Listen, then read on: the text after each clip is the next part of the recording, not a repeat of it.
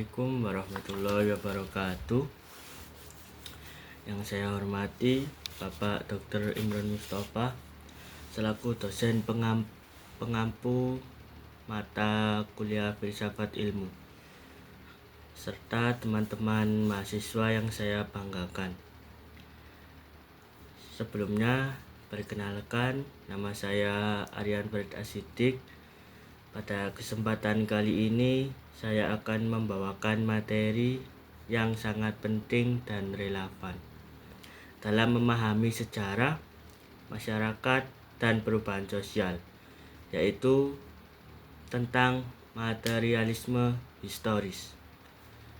Teori ini dikembangkan oleh seorang tokoh besar dalam dunia filsafat dan ekonomi, yaitu Karl Marx. Dalam presentasi ini saya akan menjelaskan mulai dari latar belakang tokoh, pemahaman konsep dasar, hingga relevansi teori ini dalam kehidupan modern saat ini. Biografi Karl Marx yang mempunyai nama panjang yaitu Karl Heinrich Marx, lahir pada tanggal 5 Mei 1818 di Trier, Jerman. Ia dikenal sebagai seorang filsuf, ekonom, jurnalis, sosiolog, dan tokoh revolusioner yang sangat berpengaruh.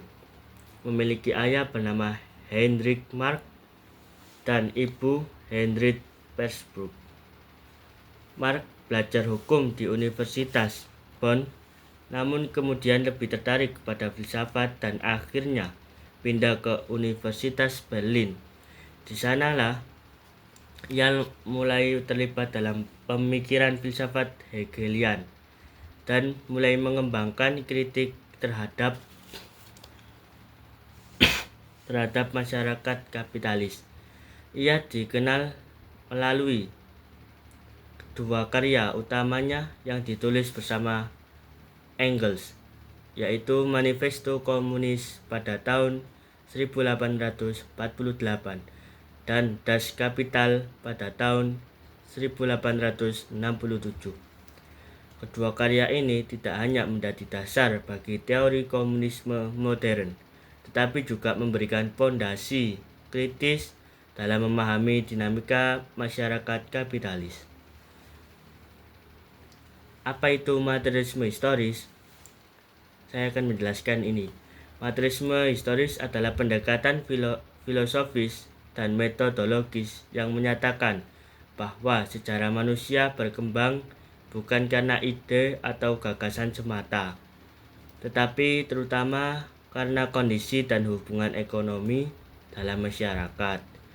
Menurut Marx, semua struktur sosial seperti hukum, politik, agama, dan budaya ditentukan oleh basis ekonomi, yaitu bagaimana manusia memproduksi dan mengorganisasi sumber daya dalam masyarakat. Dengan kata lain, kehidupan manusia tidak bisa dipisahkan dari kondisi ekonomi di dalam ia hidup. Perubahan dalam struktur ekonomi akan membawa perubahan pula dalam struktur sosial, politik, dan budaya. Konsep dasar materialisme historis ada 3 poin utama yang membentuk konsep dasar materialisme historis. 1. Basis menentukan superstruktur. Basis adalah struktur ekonomi dalam masyarakat yang terdiri dari kekuatan produksi, seperti teknologi dan alat produksi, serta hubungan produksi antara buruh dan pemilik modal. Superstruktur sendiri mencakup semua elemen di luar ekonomi seperti sistem hukum, agama, ideologi, dan budaya.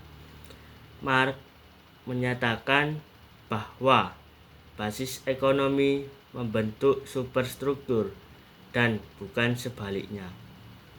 Yang kedua, kontradiksi dalam sistem produksi. Dalam setiap sistem produksi pasti terdapat kontradiksi. Misalnya, dalam kapitalisme terdapat ketegangan antara kelas pemilik modal, yaitu borjuis, dan kelas pekerja, yaitu proletar.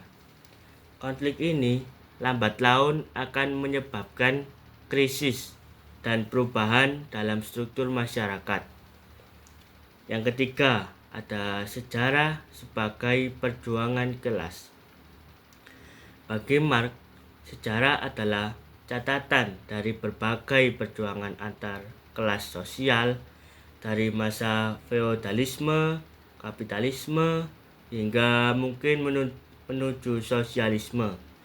Perubahan tersebut didorong oleh konflik kelas yang terus berlangsung.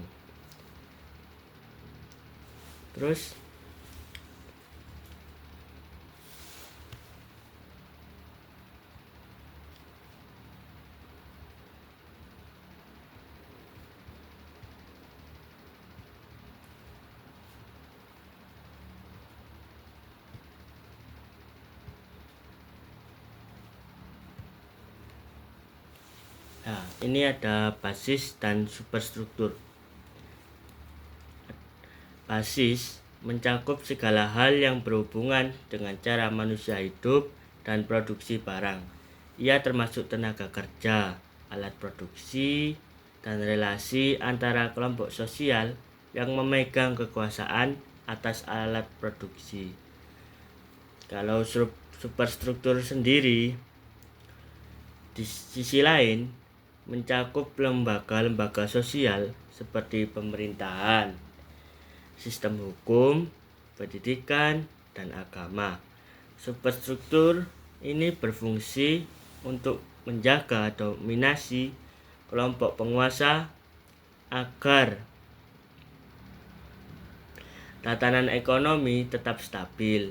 Misalnya, dalam masyarakat kapitalis, hukum dan pendidikan dibuat agar mempertahankan struktur sosial yang ada. Perjuangan kelas. Marx menyatakan bahwa seluruh sejarah adalah sejarah perjuangan kelas dalam masyarakat kapitalis. Konflik utama terjadi antara borjuis, itu tadi yang saya sudah jelaskan, pemilik alat produksi, dan proletar, buruh atau pekerja. Borjuis berusaha mempertahankan dominasinya atas alat produksi dan keuntungan, sementara proletar menuntut hak-hak ekonomi dan sosial.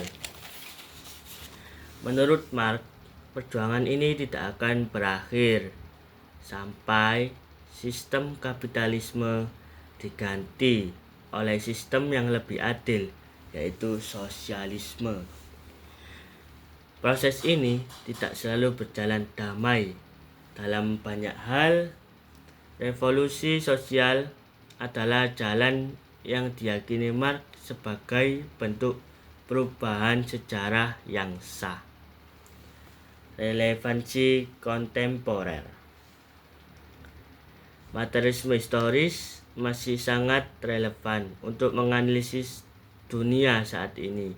Beberapa fenomena yang bisa dianalisis dengan pendekatan ini antara lain itu ada 3. Ketimpangan ekonomi global. Negara-negara kaya terus mendominasi sumber daya dan perdagangan dunia, sementara negara berkembang menghadapi ketergantungan ekonomi. Yang kedua, krisis ekologi. Eksploitasi alam oleh korporasi global demi keuntungan menciptakan kerusakan lingkungan besar-besaran. Yang ketiga, digitalisasi ekonomi. Data dan teknologi menjadi alat produksi baru. Pemilik platform digital menjadi borjuis baru, sedangkan pengguna dan pekerja digital menjadi proletar digital. Dengan pendekatan ini, kita bisa memahami bahwa konflik kelas tidak hanya ada di masa lalu, tapi juga berlangsung dalam bentuk-bentuk baru di era globalisasi dan teknologi saat ini. Kesimpulannya, materialisme historis merupakan kontribusi besar Karl Marx dalam memahami sejarah dan dinamika sosial. Ia menunjukkan bahwa ekonomi adalah fondasi dari semua aspek kehidupan sosial.